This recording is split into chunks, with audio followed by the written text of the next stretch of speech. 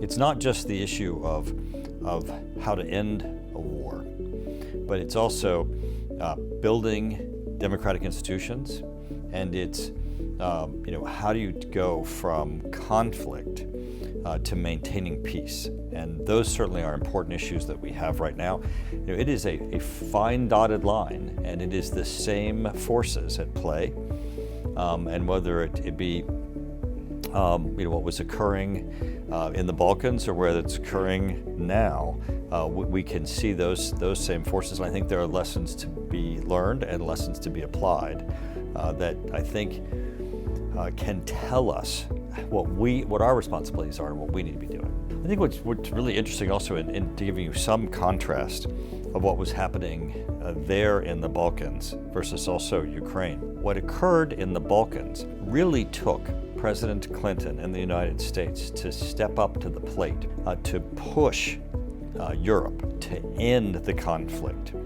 Europe had sort of turned its back on the Balkans and to the atrocities that were occurring, and the 100,000 people that were dying in Sarajevo, where the Olympics had occurred, where people really saw this as part of Europe until the conflict had occurred.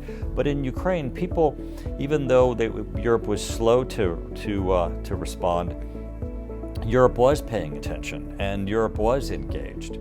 And the United States was part of a Europe engagement in trying to respond to Russia's aggression. This was part that was really important with the Clinton administration that they were very committed to, and that was the building of democratic institutions. It was not just that there was a peace agreement and that the peace would just hold. They really made a commitment long-term to the building of democratic institutions. They saw that with the engagement that was to occur, and they engaged the Dayton community. They saw that through having exchanges that occurred in part through USAID.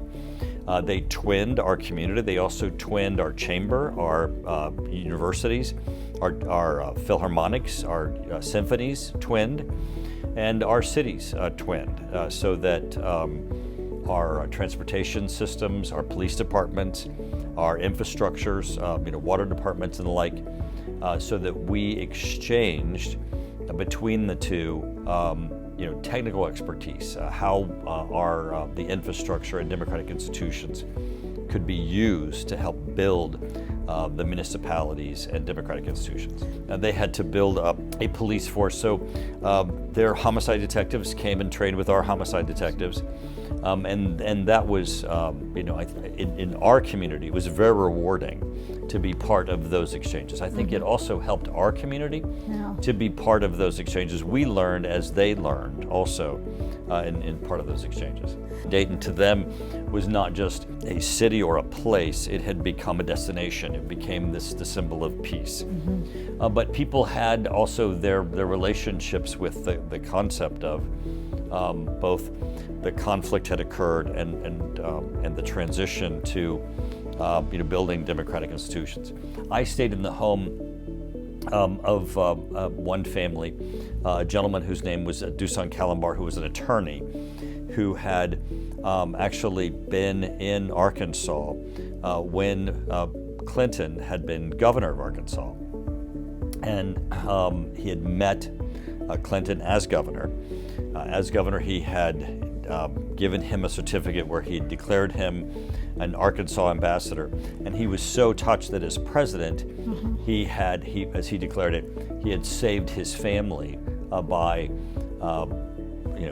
bringing peace to the Balkans after there had been war. And it was so important to him that a man whose hand he had shaken had brought peace to the area. And he'd asked that I tell that story to President Clinton. He gave me a copy of the certificate of the Arkansas ambassadorship that he had received. I went to the White House. I told Bill Clinton that story, and he was touched to hear it. Actually wrote Mr. Calabar a letter thanking him for hearing the story.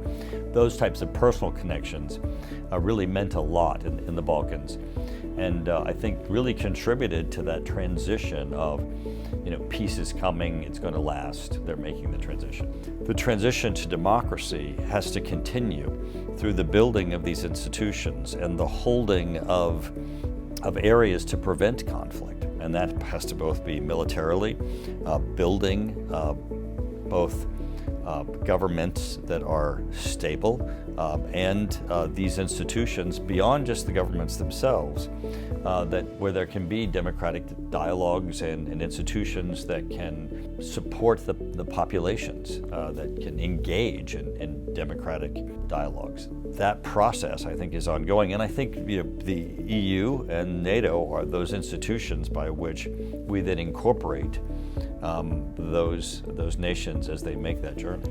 We actually took our eye off the ball there, and largely because the international community did not stay engaged. We moved on to areas that perhaps were a little easier. Bosnia itself, if the international community had remained engaged, might have been completed. The problem with Bosnia itself is that the Constitution with the Dayton Peace Accords was not one that was meant to be permanent. It didn't provide for permanent governance, and instead of the international community remaining engaged and assisting in a transition, which we should have done, and both the United States and the EU and the international community remaining engaged, we sort of wagged our finger at them and said, now you make the transition. But they were really not capable of doing it themselves. Without our engagement, they remain struggling. And unfortunately today, we even see the verge of the threat of conflict today. You can't bring peace with just a military action. You can't bring peace with just a negotiated approach. I mean, you have to have all of the tools of a diplomatic approach and building democratic institutions. But the fact that it has stalled in this area, I think, is because we took our eye off the ball. You do have to remain committed, and you have to remain committed as a partner in the area and the region to get the job done, and we haven't done that yet.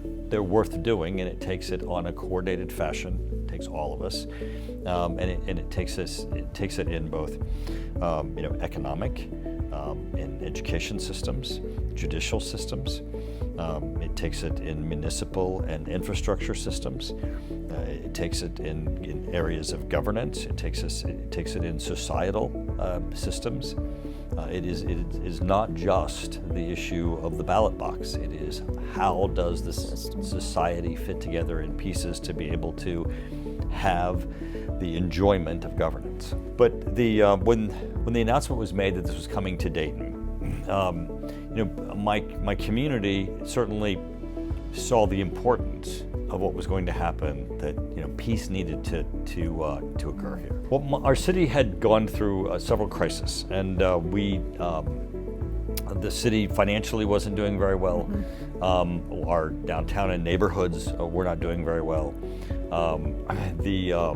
There were some great opportunities for economic development and revitalizing the community, and I thought there was an opportunity to make some change, which ultimately we were able to do.